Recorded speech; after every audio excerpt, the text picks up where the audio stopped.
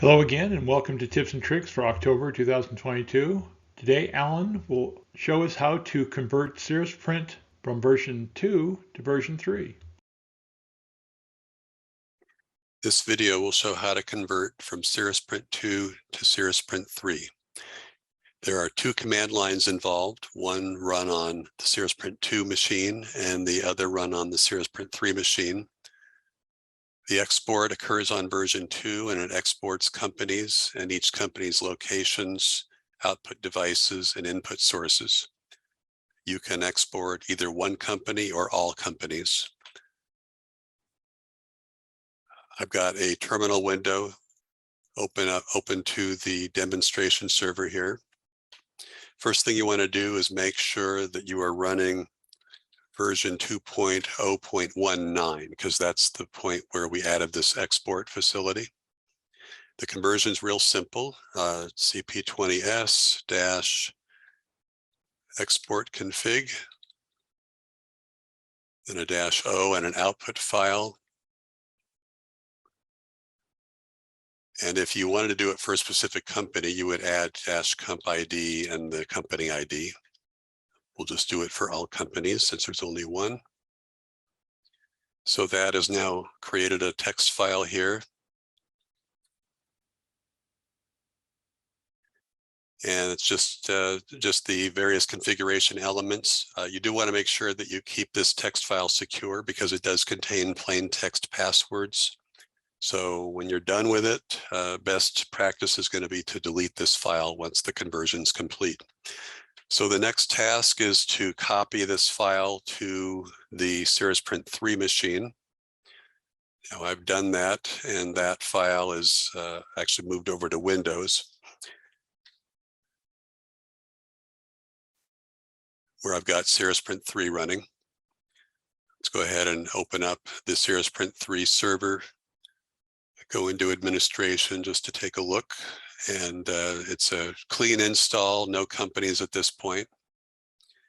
But what I want to do is utilize a command line to convert that v2config txt file into CirrusPrint 3.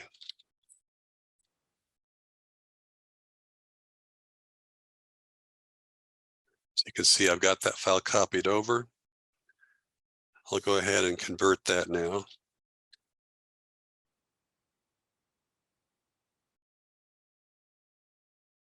And I could do a -O to give myself a log file.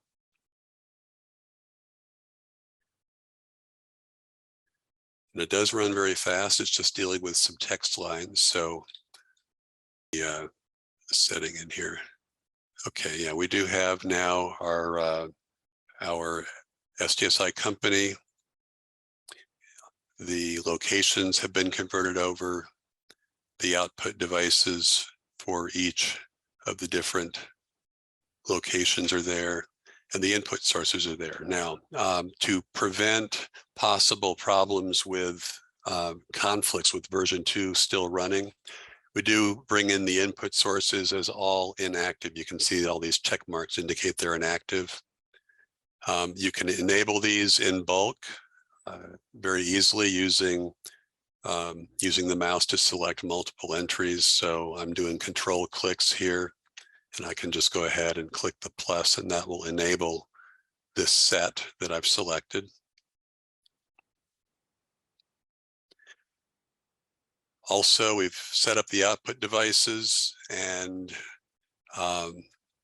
one thing is the initial CirrusPrint 3 install goes in with 2 output devices enabled in the free license. That means that if you haven't activated with your upgraded serial number to get the full license count that you've got, these will all come in as inactive, and you can do that same step. You can, after you've activated your license, you can do multiple selections and enable by clicking, selecting and clicking the plus button here. To do the activation, a little side note, once you get a serial number and PIN code from our sales group, you can come to status, activation, and enter that information, restart the CirrusPrint server, and you'll have the correct number of of licensed output devices. So that's it. That's all the steps required. 2 command lines. These are documented, by the way, in here in the documentation. Additional information, conversion from 2. So here's the 2 command lines that you use, and some notes about some caveats on that conversion step. So that's it. Thank you. Thank you, Alan. If you have any questions or suggestions for tips and tricks, please email them to dans@synergetic-data.com. For tips and tricks, thank you very much and hope to see you next month.